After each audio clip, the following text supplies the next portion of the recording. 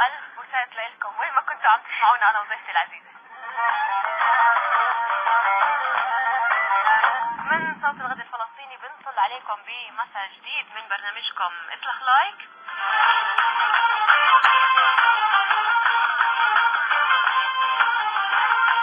صوت الغد الفلسطيني وتردده 100.7 و100.9 اف ام.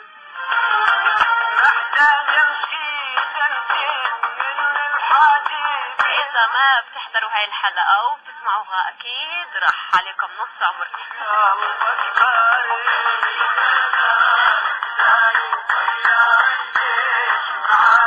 لا تشاركونا بحلقة اليوم من إطلاق لايك، ما عليكم إلا تلفنوا على الأرقام هواتفنا الثابتة وهي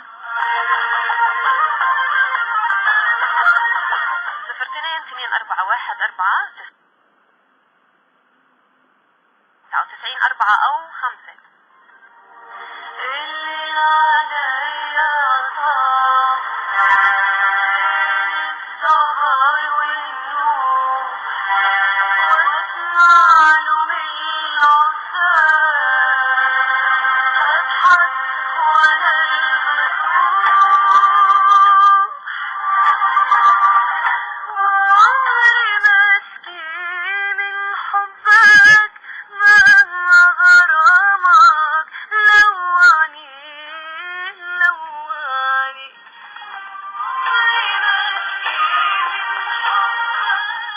الصوت الذهبي من ضيفتنا العزيزة اللي شرفتنا اليوم من استديوهات صوت الغد الفلسطيني ليان بظلميت. برحب فيكي ليان. اهلا فيكم. يلا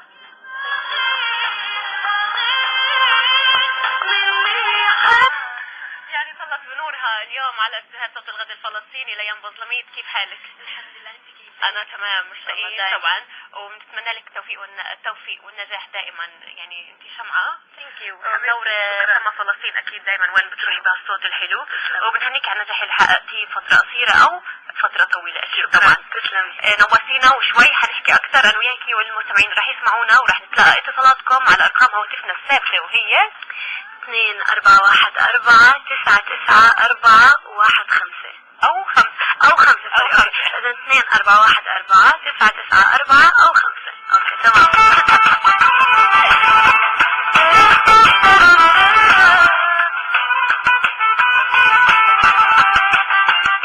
ليان بظلميت فنانة فلسطينية شابة وطموحة.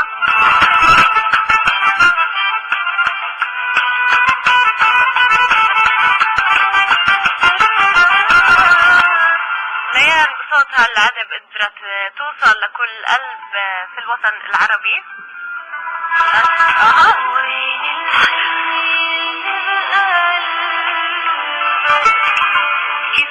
وفاتت على كل بيت فيه صغير او كبير الكل كان يحبها. لا زالوا طبعا يحبها وراح نضل نحبها على طول.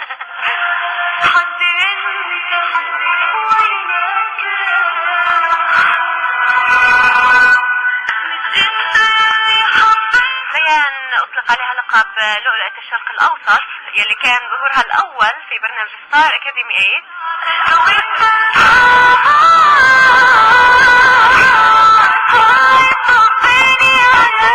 بهالبرنامج ستار أكاديمي كانت منورة أكيد ومنورة الشعب الفلسطيني. وحصلت ليان في هذا البرنامج أكيد على المرتبة الخامسة.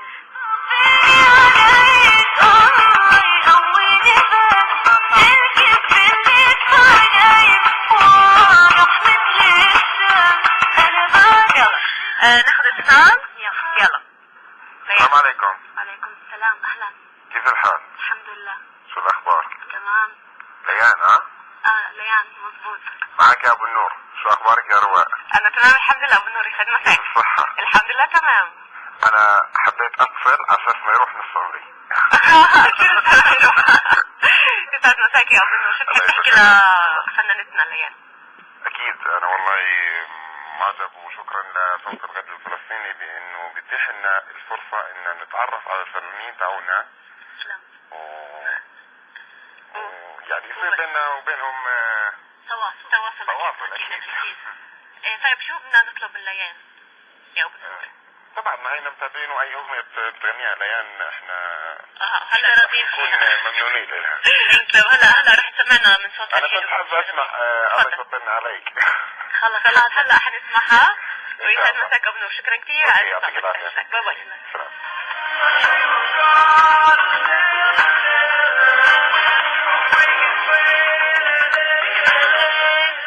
هو كمان اتصال مستمعينا وبنحكي هلو راح اتصالنا صار.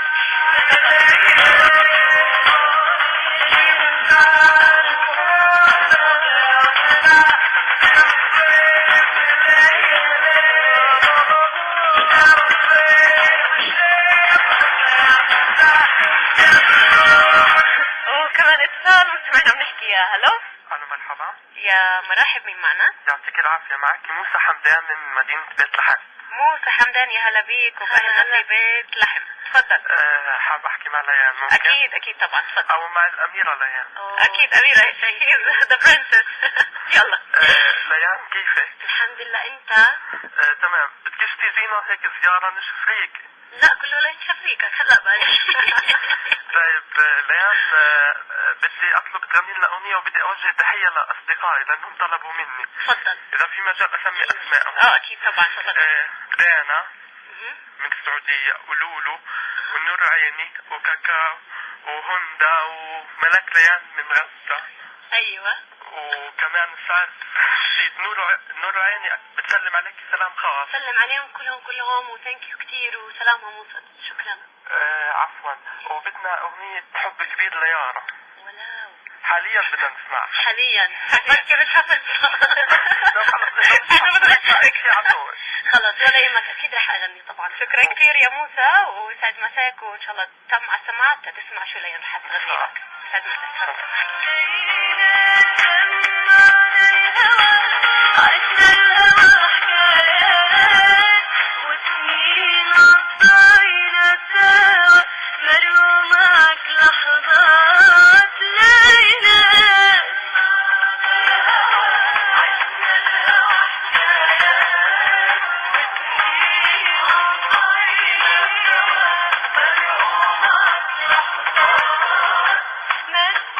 ليان مش بس فنانة بصوتها، هي فنانة بدراستها يلي أكملت دراستها لعلم النفس. صح مضبوط. بس لسه ما خلصت.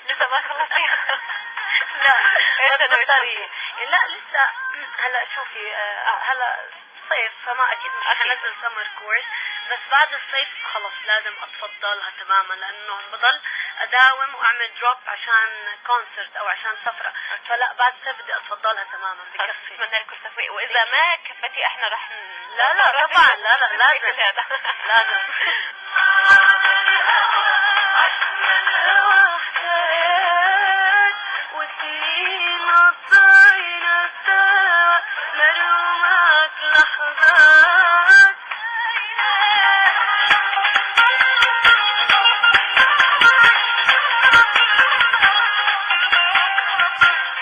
وكمان اتصال مستمعينا بحلقة نارية مع الضيفة ليان بطميط بنحكي هلو. الو مرحب. وردي، مساء الخير. يا هلا، مين معنا؟ كيف حالك؟ تمام انا منيحة، كيفك انت؟ والله مبسوطين بسماع صوتكم. الله يسعدك. وبرنامجكم الحلو هذا اللي بنور علينا كل ثانك يو. اكيد يعني بكون حلو بوجودكم. مين الله معنا؟ يسعدك. معك عبود. عبود، يا هلا، منين عم تحكينا؟ عفوا الصوت واطي كثير. منين عم تحكينا يا عبود؟ تحديدي من يافا. يا هلا بيك. عبود معنا اكيد يعني بغنى عن التعريف، الفنانة العظيمة ليان بظلميط، شو بتحب تحكي لها؟ نحن بنص عليها. اكيد ايام عافية. ونحكي لها الى الامام ثانك يو، شكرا. يعني احنا معك في الاستديو؟ معي بالاستوديو، هي عم تحكي. ما شاء الله تلاقيني كملها. الله يسعد مساك يا عبود، شكرا كثير على اتصالك وتحياتنا لأهلنا في الداخل. هلا باي باي.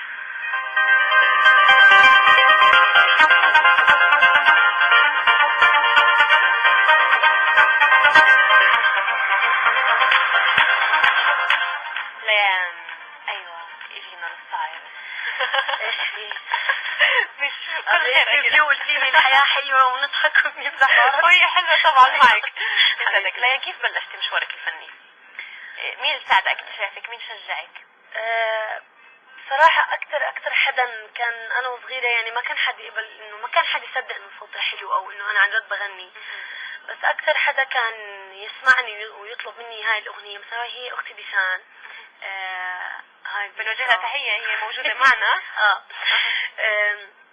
فكانت دائما تقول لماما انه اسمعي لولو، لا ما بدي، اسمعي، لا ما بدي، ما.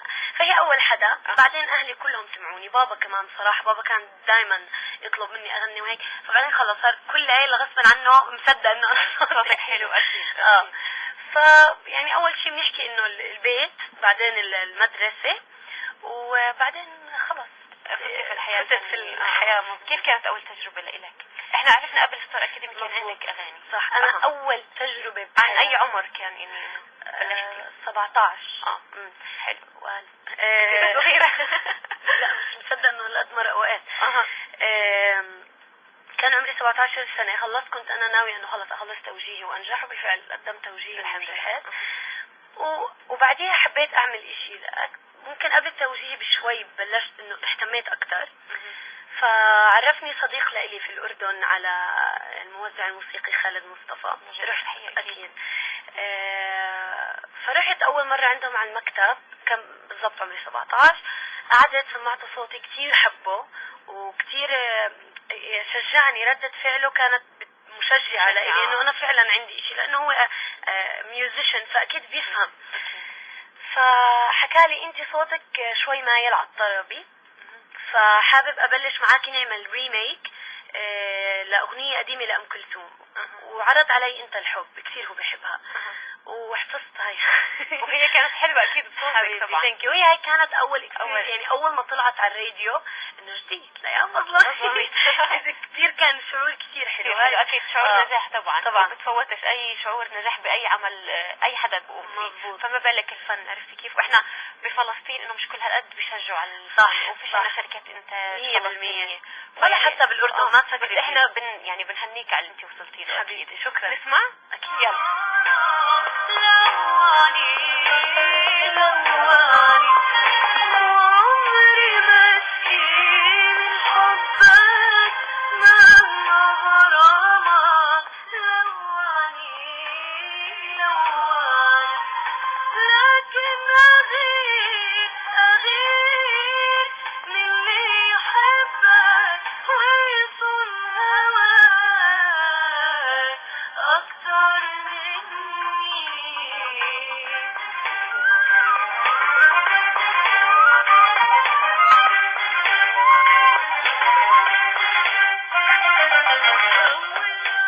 خلينا نسمع يا إمام تفتكر المستمعين.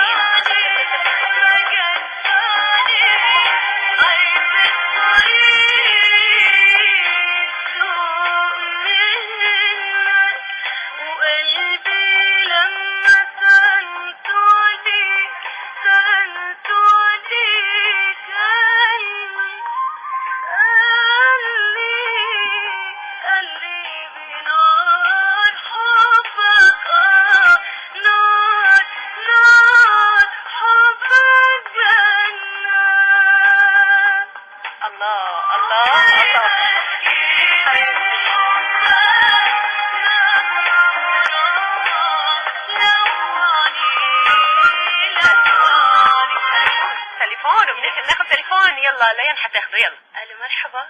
الو مرحبا. هلا كيفك ليان؟ الحمد لله. مين معي؟ انا ربل، بتتذكريني؟ من وين؟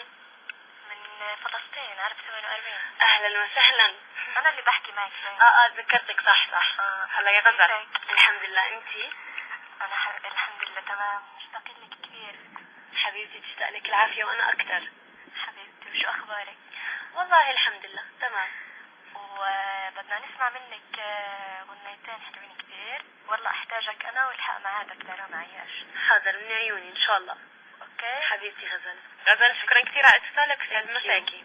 هلا باي باي.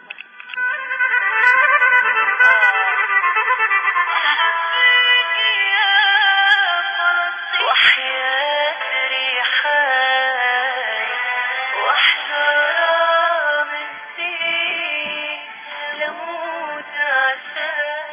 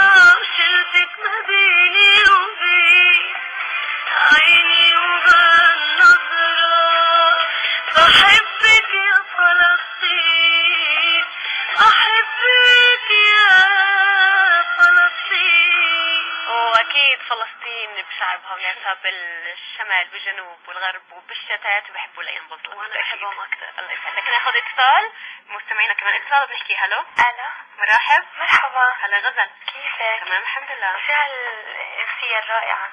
الله يسعدك. معنا نجمة صاعدة وإن شاء الله موفقة. حبيبتي شكرا كثير لك. طبعا غزل عم تحكي عن بيت لحم صديقة البرنامج صديقة اهلا وسهلا بكل الغزل اللي بيحكونا اليوم. تسلموا لي يا حلوين. يسعدك يا غزل. في عندي خاطرة. يلا في موسيقى؟ موسيقى إمام. يلا. مشتاق إليك يا من أحبك القلب، يا من احتوتك العيون، إليك يا من أعيش لأجله، إليك يا من طيفك يلاحقني، إليك يا من أرى صورتك في كل مكان، في كتبي وأحلامي وصوتي، إليك يا من يرتعش كياني من شدة الحنين إليك، إلى رؤياك. حبك يزيد في قلبي كل لحظة، ولأنك أنت كل شيء فأنت حياتي. نقطة. غزل يعطيك العافية دائما بتنورينا بكلمات يا ربي. هاي الخاطرة هدية لخطيبي. أكيد احنا بنسلم عليه أكيد وبنهنيه على اختياره إنه أكيد. وكمان بدي أمسي على صديق لإلي نبيل الحموس. الكل. يسعد مساك يا غزل. شكرا كثير على اتصالك. هلا باي باي. ايوه يا طير الطاير يا رايح عالسيرين تحميك عيوني وتكونك عين الله والله يا مسافر تعالي الخير لا تصير بلادي حلوين. ليان كفنانة فلسطينية يعني أكيد كل حدا بحب وطنه وبحب وين تربى وين طبعا. هلا فلسطين بحبك يا فلسطين كانت أول الأغاني الوطنية أنت عملتيها صح. كيف كان الإنتاج الغنية وهل لقيتي صعوبات؟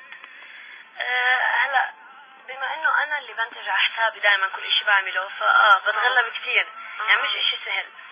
وخصوصي كلنا بده يكون العمل بروفيشنال اكثر وهاي كواليتي اكثر كنا بدك تدفعي اكثر اكيد. فانا هلا بنفعش اضل اعمل اشياء ب كواليتي مقبوله. لا هلا لازم اصير اعمل 100% حلوه وبتعب يعني مش انه ما بتعب بس طبعا يعني اشي يعني انتجت اغنيه عاديه بديش انتج اشي لفلسطين. بالعكس يعني هاي مش عن جد مش مجامله او اشي يعني هاي لما بدفع لها من قلبي انه خلص تستاهل يعني وطنك بالضبط. وبس يعني اكيد بتعب كثير بتعب مش شوي بس انه ليه بتلاقي اكثر حدا بساعدك وقت انتاج اغنيه او واقف جنبك يعني اكيد اهلي اكيد اهلي اكثر شيء بوقفوا معي بهذا الموضوع. بس انا يعني بتقدر تحكي 90% راكنه على حالي في هذا الشيء. طبعا غير حلو. والناس اللي بشتغل معهم بالاردن هم بلان بي هم كثير كمان بيساعدوني يعني مش انه يعني كثير رائعين معي. بس تقدري تحكي 90% كل اللي انت معك على حالي. طب ان شاء الله عسول يا رب. ان شاء الله لا شو هاي الدعوه لازم شركه انتاج. لا ان شاء الله عسول تسمي لا ان شاء الله عسول تسمي واقفه انت يعني ان شاء الله طبعا شركات الانتاج بتيجي فيما بعد ان شاء الله وراح يكون شركه انتاج فلسطينيه ان شاء الله قريبا ان شاء الله.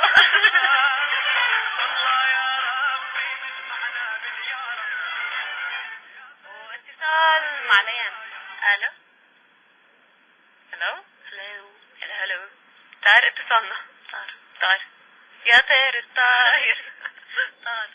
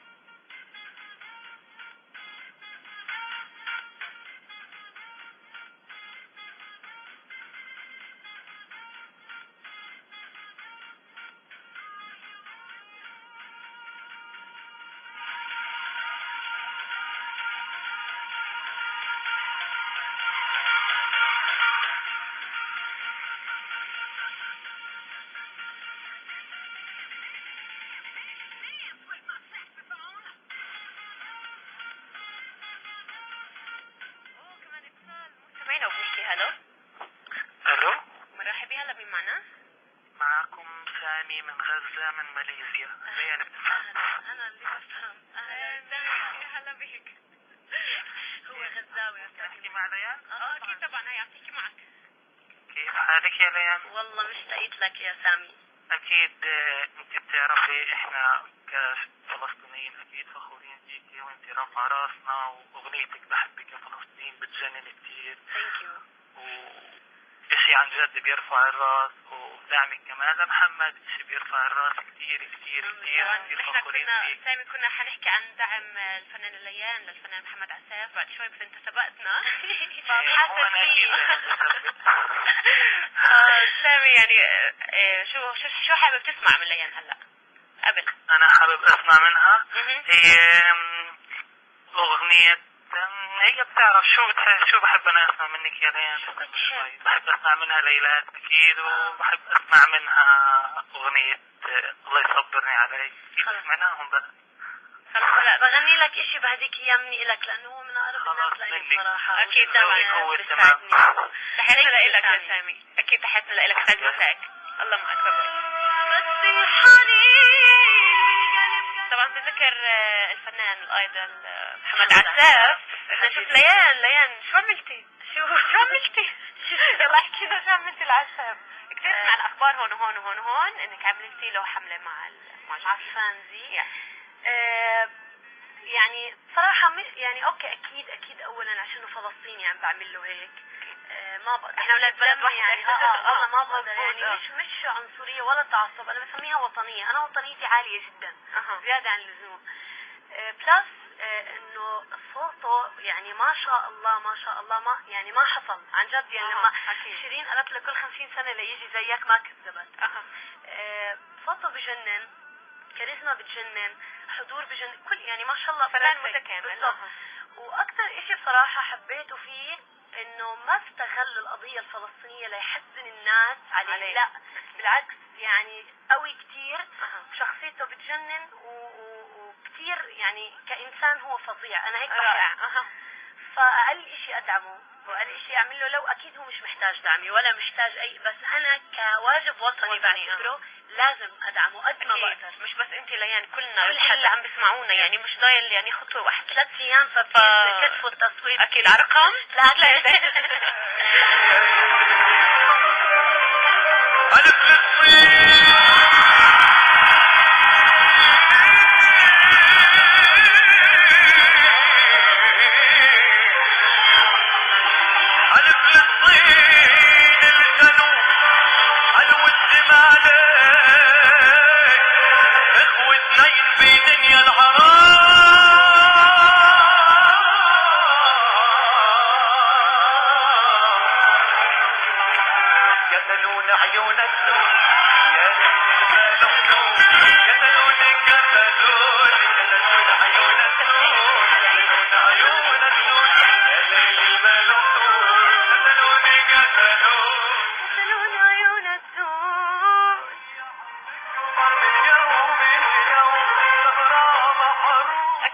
للفنان محمد عساف، وبنتمنى له كل التوفيق. كل التوفيق ان شاء الله. او كمان اتصال مستمعينا وبنحكي يا هلو. مساء الخير. يا مساء الورد والياسمين. كل التحية والتقدير الطاقم الغد الفلسطيني وضيفتك الكريمة الفنانة. معك يا ابو اشرف وشاح من القدس. يا هلا عمو ابو اشرف. اول شيء ليس غريب على ابناء شعبنا يطلعوا منهم مواهب فنانين عظماء من امثال محمد عساف، اللي مثل القضية الفلسطينية برا وبحرا وجوا، وجعل القضية الفلسطينية على المحافل الدولية. لما نهض من تحت الرقام وغنى شد حيلك يا بلد، وغنى من الكوفية، ويعني شو بدنا نحكي. ومحمد عساف يعني لازم احنا ندعمه جميع فتراتنا. اكيد. وانا عبر افيق وموقف بناشد ابناء شعبنا جميع المحافظات، ظل 3 ايام يا جماعة، حاولوا قدر المستطاع ان يحصل على ابو اشرف. اكيد احنا مش مقصرين، وطبعا الحملات كل البلد عامله حملات لمحمد عساف. وين ما تروح ما شاء الله عليه. حتى الطفل الصغير بكل ما تختلف تليفون امه ويصوتها محمد ان شاء الله. ونتمنى له كل التوفيق عمو ابو اشرف. امين. وبدي من اختي الكريمه بدي من اختي الكريمه من مواهب محمد عساف اغنيه عن الكوفيه. طبعا ان شاء الله حنغنيها ان شاء الله عمو اشرف. شكرا كثير. لا هذا احنا على جمر النار نسمع بس عن محمد عساف لكن ما غناش. حنغنيها اكيد. والله حيغنيها بالفاينل. وبهديها لجميع اصلنا واسيراتنا في سجون الاحتلال، الله يمسيهم بالخير.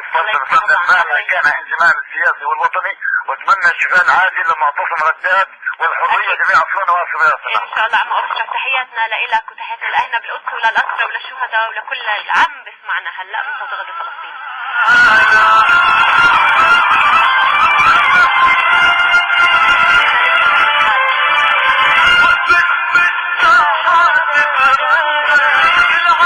مستمعينا خلينا نطلع فاصل اعلان كثير قصير ولا تغيروا الموجة. خليكم على 100.7 او 100.9 اف ام من صوت غد فلسطين. باي.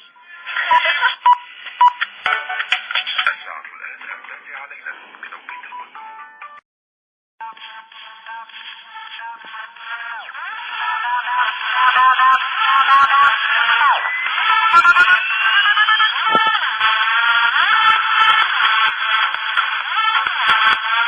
رجعنا لكم مستمعينا من صوت الغد الفلسطيني 100.7 100.9 اف ام مع ضيفتنا يلي منور الاستوديو ليان بظلميت.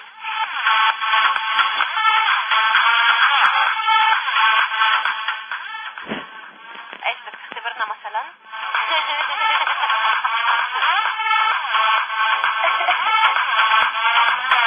كنا نحكي انه ليان كانت مرضانة وتعبانة ولهلا حسيتها. تفضلي اكيد. انا كثير بكره انه اضل احكي صوتي وهيك، بس انا عن جد عندي التهاب بالحلق صار له اسبوعين صوتي مش حتى حكي ما عم بعرف احكي. فلما حغني لكم طبعا يعني مستحيل ما اغني لكم، بس انه ارحموني. ارحموها ونحكي لها سلامتك اكيد يا حبيبتي الله يسلمك.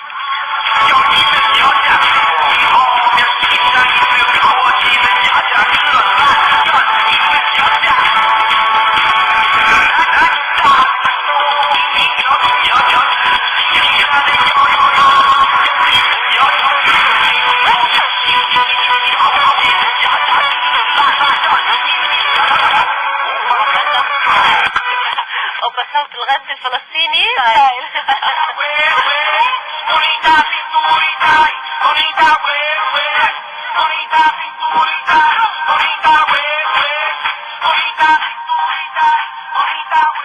ولينا نسألك بعيدا عن الفن شو بتحبي تعملي غير الفن؟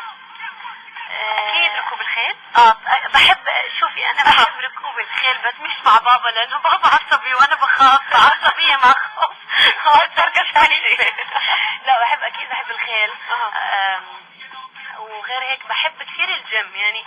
كل فترة وفترة بحب اقعد هيك شهرين الزم تماما. بحب الرياضة، بحب اتمشى هيك فجأة تلاقيني لبست وطلعت لحالي امشي بس بحط الهيدفونز واسمع اغاني وبتمشى. شو كمان بحب اعمل؟ بحب اغاني. معنى انك بتحب السفر؟ بعشقه يعني. بحب المطار، بحب مود السفر كله. بجهز اغراضي وبدي اطلع المطار بتعجب السفر هاي. يعني مستعده وانا اصلا هيك انا مقضي حياتي سفر، فمستعده اقضي بقيه حياتي سفر. ما عندي اي مشكله. بدنا سمعنا انه بتحبي اسبانيا كثير. طبعا. بتروحيها كثير؟ لا اسبانيا ما عمري رحتها. او حابه تروحيها كثير؟ حابه كثير. وماليزيا او البرازيل؟ بحب. مين قال لك؟ بحب برازيل واسبانيا كثير. مين قال لي اتعلم اللغه الاسبانيه كمان. طيب يلا.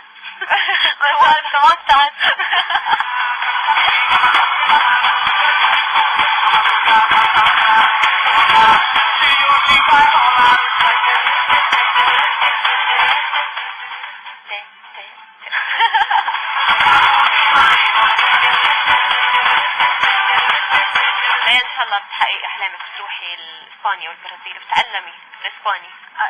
لا هو مش صعب على فكره. مش صعب. هو اصلا في بميامي بامريكا ما بيحكوا انجليزي كثير، بيحكوا اسبانيش. اخوي ساكن هناك، ممكن استغل الفرصه اروح ازوره واتعلم اسباني واروح. لا بس مش تغيب علينا كثير. لا ماني معك بنسحبك.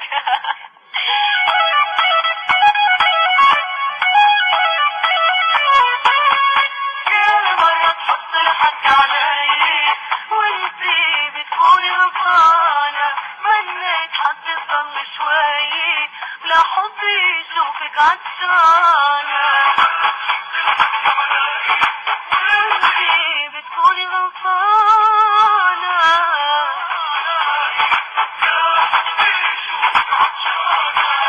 أنا بحبها ما بدي زعلها أنا بحبها وبعيوني بحملها ما بدي زعلها انا بحبك. وانا كمان ثانك يو حبيبتي.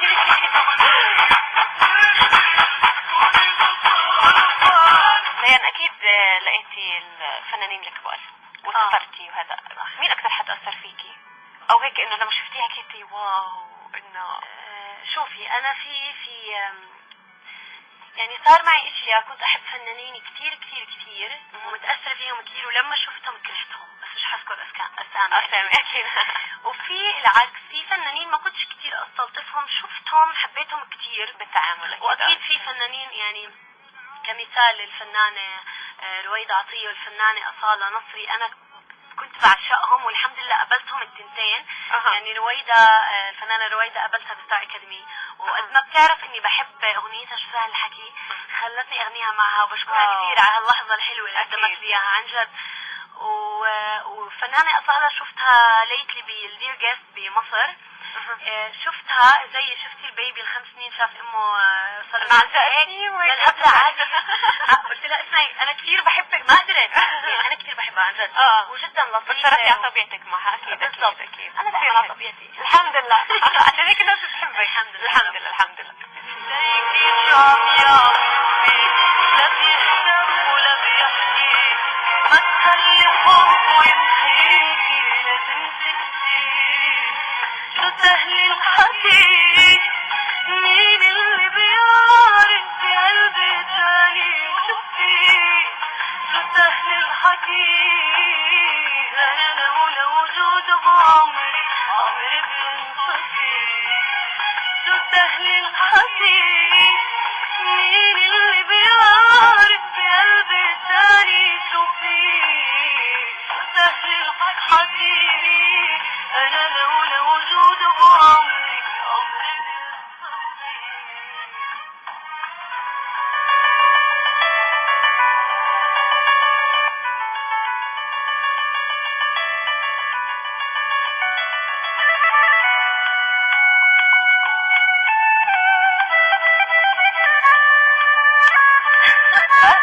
يلا يا طيبتك.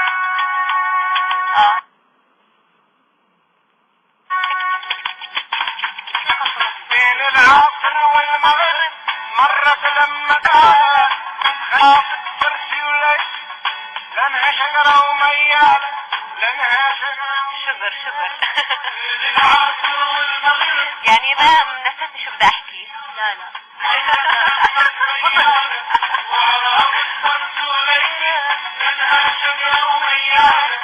يعني ليان نحكي لك ان شاء الله ما تنطفي اي شيء، الشعلة هاي اللي انت فيها ما تنطفي ان شاء الله يعني على الدوام النجاح والتوفيق لك. بس قولي لي هقول لك لو هلا صار وما صار وارتبطتي وشريك حياتك طلب منك تعتزلي الفن ايش بتحكي له؟ بعتذر صراحة مش هقضيها طول عمري اغني بعدين احنا فلسطينيات لازم بالاخر نقعد في هالبيت نطبخ.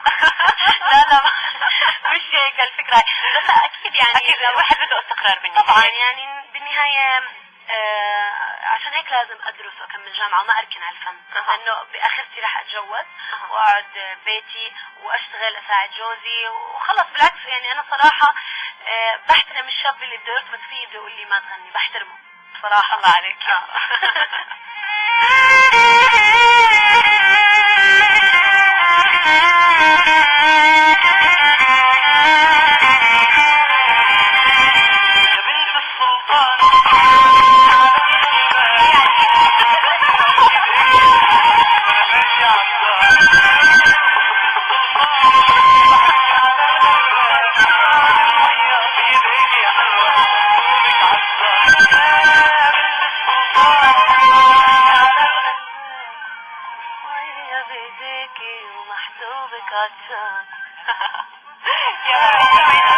خلينا حابة تحكي شيء؟ لا يلا خلينا مش حابة.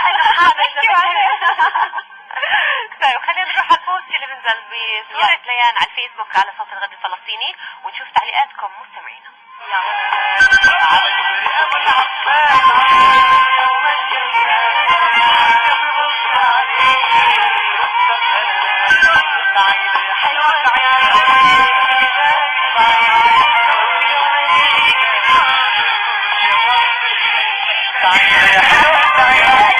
هو أول تعليق من وفا بتحكي لنا منتظرينها.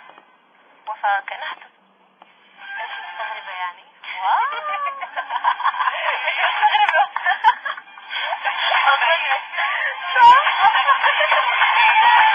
أكيد مش دليل على الاستغراب، ولكن يعني الموقف كان كبير. أنا بمزح، أكيد أنا بمزح. لا تقلقي، هلا احنا بصوت الغد احنا مش طالعين، كانوا مش طالعين على الهواء، وكانوا كل الناس خلص بيننا. يلا على الكومنت الثاني. وفاء بترجع بتحكي لنا يا رب تكون الحلقة نارية مع ليان. طبعا نعمل حلقات بخصوصي بصوت الغد.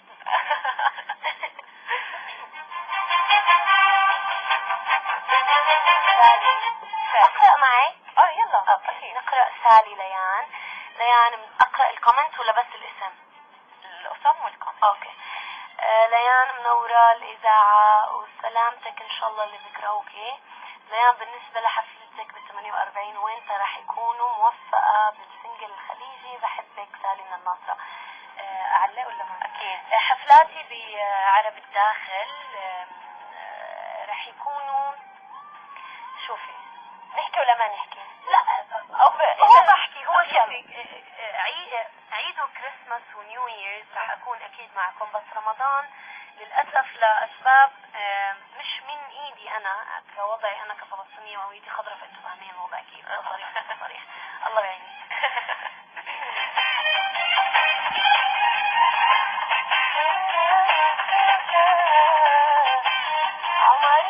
عمر محمد بريكا. احلى ليان، نحن نحبك مشتاقين لك والله ناصر. ضرينك لتخبرينا ايش بايدك. تمام يلا.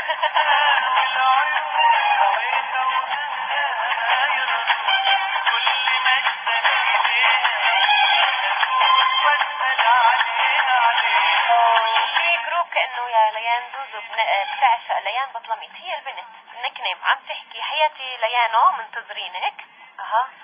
يعني هاي انا هلا معكم بطلت تنتظرين.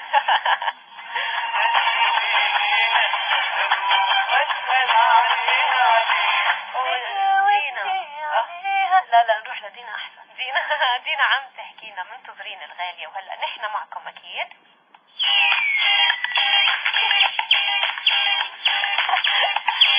في ملاك نور كاتبه صلخنا لايك ومستنيينكم.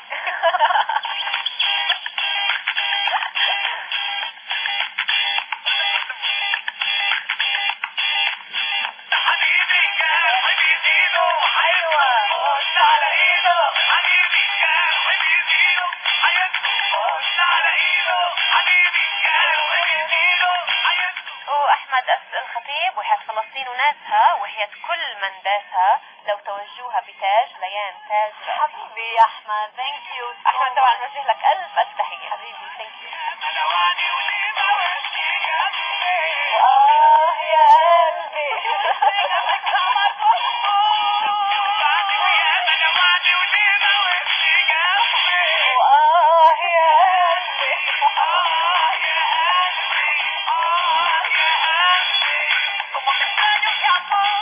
كاتيا خليل ليون احلى تحية من سارة فرح. نحن بنحبك كثير ليون حبيبتي سارة، والف الف مبروك على اغنيتها كمان مرة ببارك لها، ومبروك على النجاحات اللي عم تعملها بعد غياب طويل، يعني اشتقنا لها وموفقة يا رب. اكيد تحياتنا لها.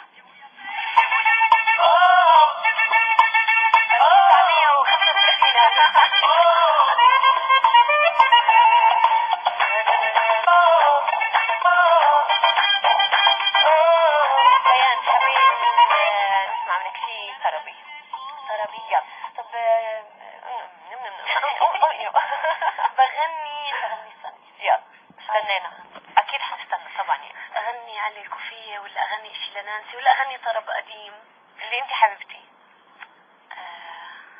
يلا نغني عن الكوفية. يلا عيون عساف. يلا علي الكوفية علي ولولح فيها، غني عتابة ومدري فيها. علي الكوفية علي ولولح فيها، غني عتابة ومجانة وسامر فيها. هز الكتف بحنية، جفرة عتابة ودخية. خلي البارود يهلل ويحليها، خلي البارود يهلل ويحليها. علي الرايب رام الله وجبال النار، وعجال العزاجالك عزم واسرار. والطلقة الاولى فيها حكاية نسوان، والطلقة الاولى فيها حكاية نسوان. عند الحق نخلي العالي واطيها، عند الحق نخلي العالي واطيها.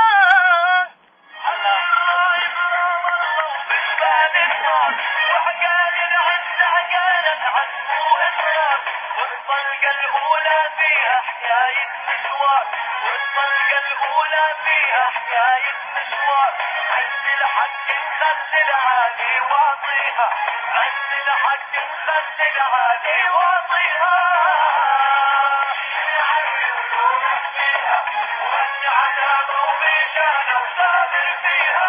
مع تعليق كمان حدا بحب ليان وكلنا بنحبها، سلام المصري عم تحكينا منورين من الاخر، اكيد منورين بوجودك يا سلام ووجود الفنانة العظيمة ليان بظلميت.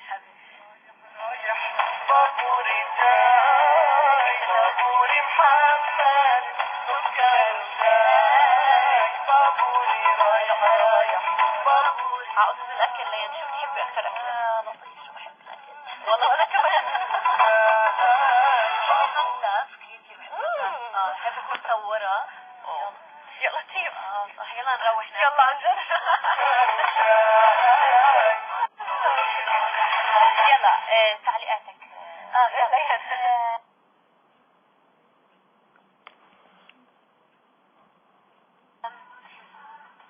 اهم استنوا ضاعوا هلا في مأزق.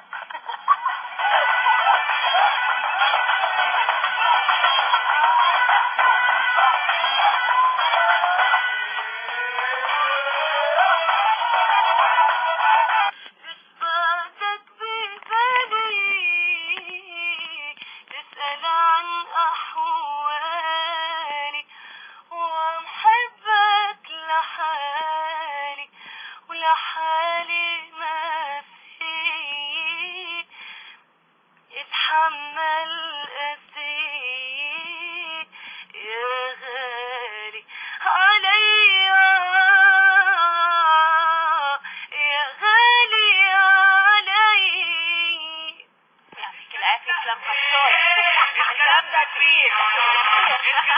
طبعا انا لخبطت بنفس الكلام سوري، بس عشان بحبها كثير بس بضل الخبط بكلامها. بسيطة.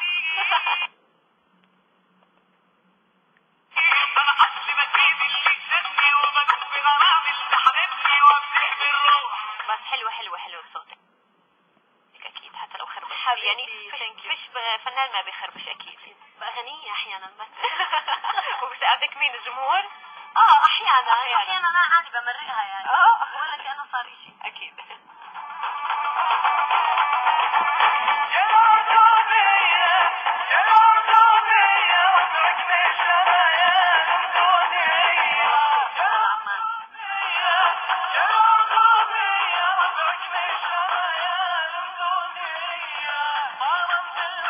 دانا روادي عم تحكي لنا ليان بظلميت افضل فنانة فلسطينية صاعدة بتجنني قمر. حبيبتي شكرا كثير لك كل الذوق. روحي وعياني بدوال الأردن، روحي وعياني يا الأردنية يا الأردنية. محمود حسن عم بحكي لنا بدنا نسمع أغنية على الكوفية من ليان وبدنا نهديها لكل جيش البظلميت. اوريدي غنيتها وبهديها اكيد لكل فان. اكيد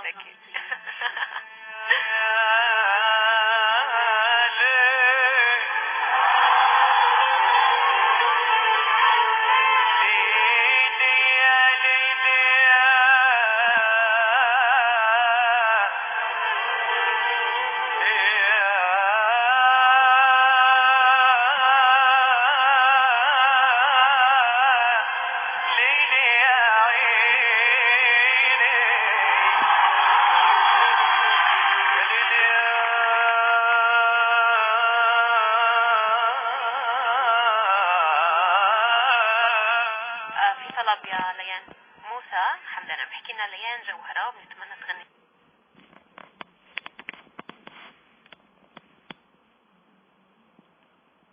كذب حياتك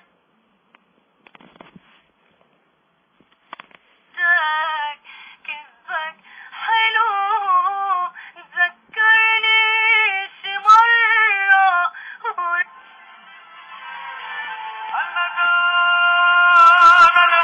ايش ريميك؟ نعم له العبيد بكل اخلاص، نعم له اسم لبنان وجبنا، نعم له صغير افعلوها بلا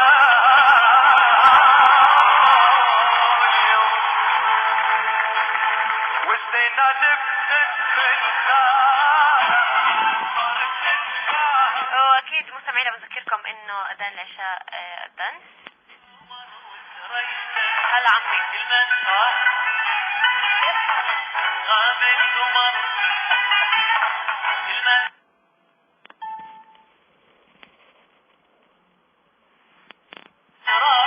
وينها يا بسان وينها؟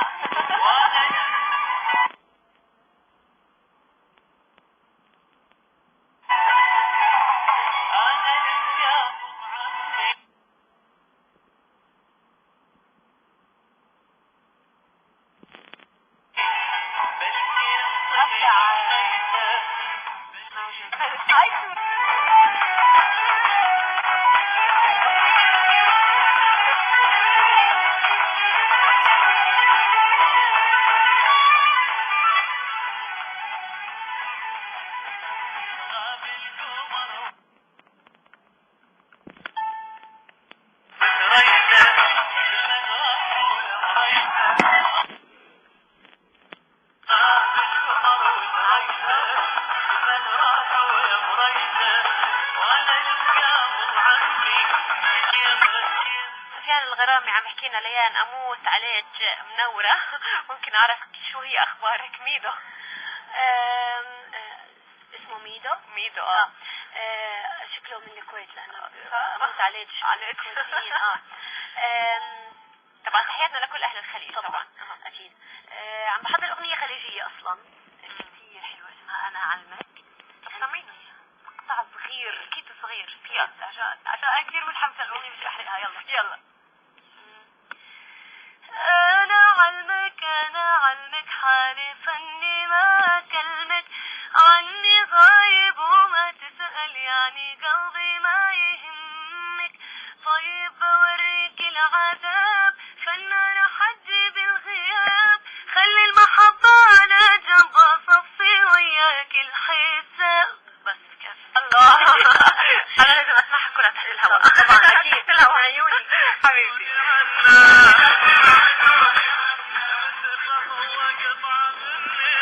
عصفور الجريح هو مشترك دائما معنا عم بحكينا مثل ورد يا ليان كثير اغانيك رائعة. ثانك يو يا عصفور ان شاء الله تبطل جريح ان شاء الله. عقلي وقلبي وروحي عليني ما بكي اموت ادوب والله ميت فيه.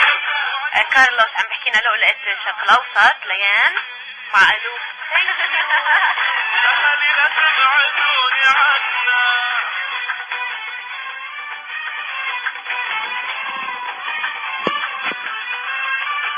ليان تحب تسمعينا ختامها مسك طبعا حيكون معك حبيبي. ثانك يو. مش عارفة يلا اختاري اغني لهم. والله احتاجك انا او اسأل روحك لأم كلثوم. طب يلا تنتين اسأل روحك. بلش بسأل روحك يلا.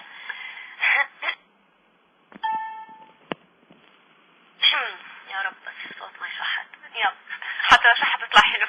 ثانك يو.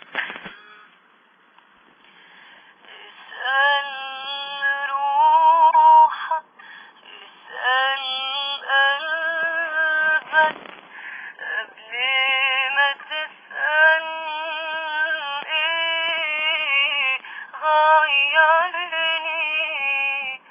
انا غيرني عذابي حبك بعد ما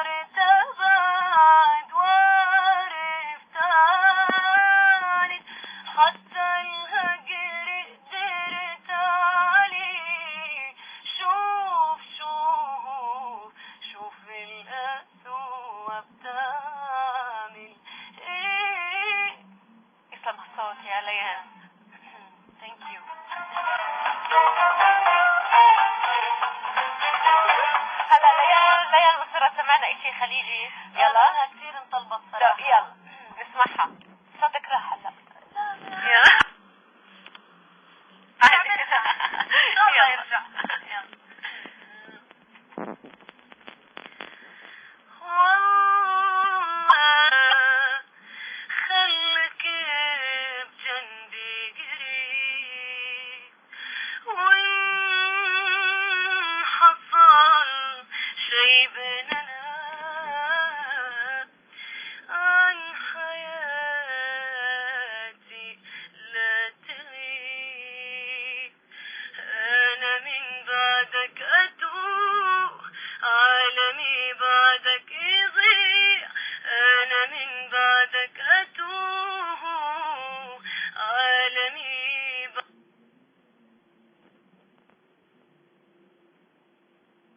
بعدك يضيع تختلط عندي الوجوه العدو يصبح صديق العدو يصبح صديق.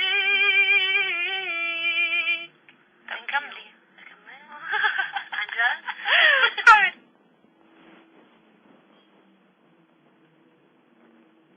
قلبي ليان رائع عن جد رائع من صوتك. شكرا كثير لك حبيبي. شو دخلي بخلي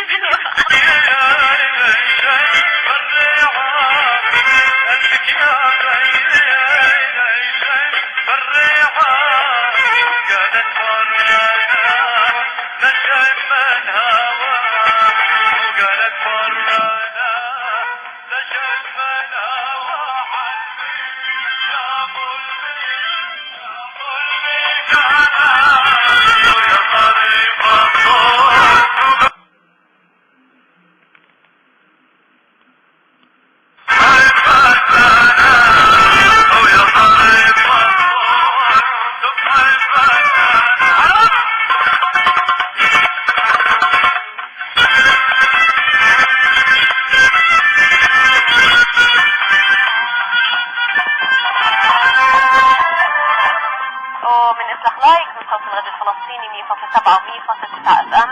نورتنا اليوم بحلقة اليوم من إطلاق لايك عن جديد ليان بظلميت، وتعرفنا على جديد وتعرفنا كيف بلشت بحياتها الفنية.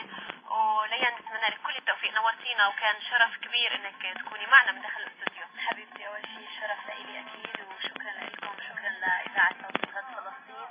ثانك يو على الاستقبال الحلو، على الانترفيو الاحلى، وثانك يو لإلك بشكل خاص على ذوقك وتقديمك الحلو، وشكرا لك.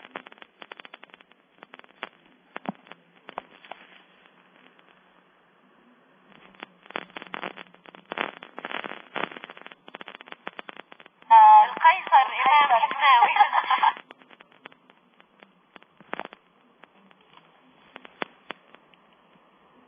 Thank you so much. وبنشكر بسام.